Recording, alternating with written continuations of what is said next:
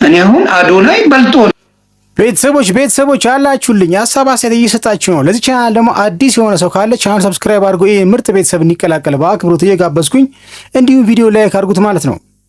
ከሰሞኑ እንግዲህ ያው እዛም እዚህም የሚለው የምናውቀው በቲክቶክ የሚያጭበረብረው ዮኒ ማኛ እንግዲህ አምኖ ተቀብሏል መሸነፉን ማለት ነው። ተሸንፈናል፣ አዶናይ በልጦናል፣ አዶናይ ይችላል፣ በቃ ይችላል ብሎ አዶናይ እንግዲህ ዮኒ ማኛን አሳምኖት በራሱ አንደበት ስለ ዮኒ ማኛ መሸነፉን ስለ አዶናይ መስክሯል ማለት ነው።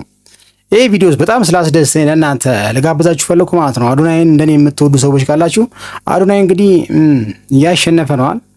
በጣም ይመቸው፣ መንገዱን አሁንም ቀና ያርግለት። ሀሳብ አስተያየት ስለ አዶናይ የሰጣችሁ እስቲ ዮኒ ማኛ እንዴት ብሎ ነው በአዶናይ የተሸነፈው፣ ምንስ ሊል ፈልጎ ነው የሚለውን ነገር ልጋብዛችሁ ፈለኩ ማለት ነው። ይመቻችሁ።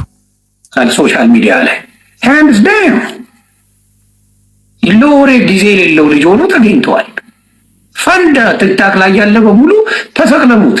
በቃ ተቀይሯል። ልጁ ጊዜ የለውም ለወሬ። ልጁ ስራ ላይ ነው። አብረን እዚህ እንተከተካለን፣ እንሸቀላለን። ችግር የለውም። አይዞን ጂጂ እንሸቀላለን። አይዞን እንሸቀላለን። ሰርጀሪ ቤታዮ እንሸቀላለን። አይዞሽ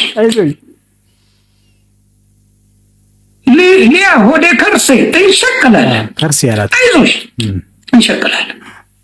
አዶናይ ሌብሉ አልፏል። አዶናይ የእሱን ጨርሶ የሌላ ሰው ህይወት እየቀየረ ነው። ፓስተር የማይሰራው፣ ቄስ የማይሰራው፣ ሼክ የማይሰራው ስራ አዶናይ ጀምሯል።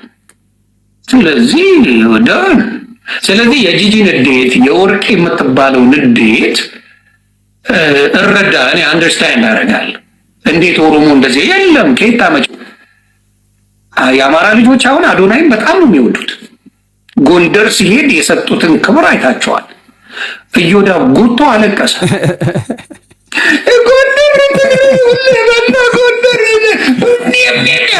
ሆድን ቆዝር አንተ ቁጭ መበለጥን ማወቅ በጣም ያንተን ስታንዳርድ ያስከብረዋል።